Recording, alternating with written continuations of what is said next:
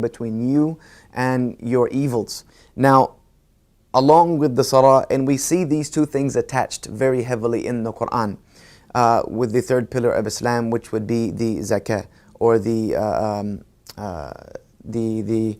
charity tax, you could say. You could give it a pure definition. These salah and the zakah you see attached to each other heavily in the Quran.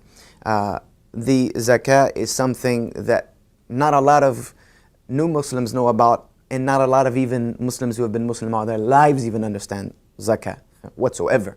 So this is something that needs to be understood completely in its context, and it will take time for everyone to understand zakah properly. This is why we have scholars and things of that nature, and zakah calculators and all of these different things. But zakah is simply, in the general circumstance, it is 2.5% of your annual savings. Of your annual savings.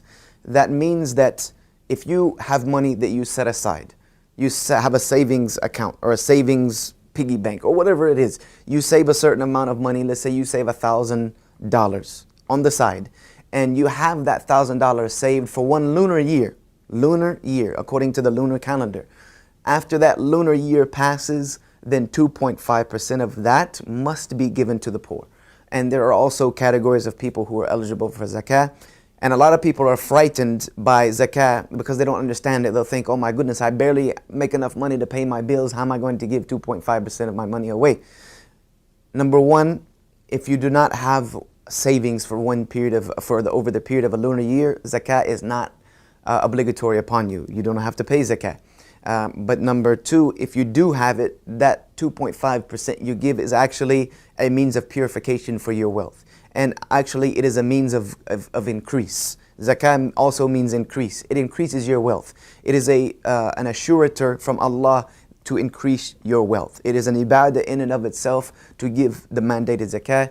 It helps the poor, it helps the needy, it helps the wayfarer, it helps the traveler who has lost his place. It goes for the helping of the building of masajid and da'wah and things of that nature.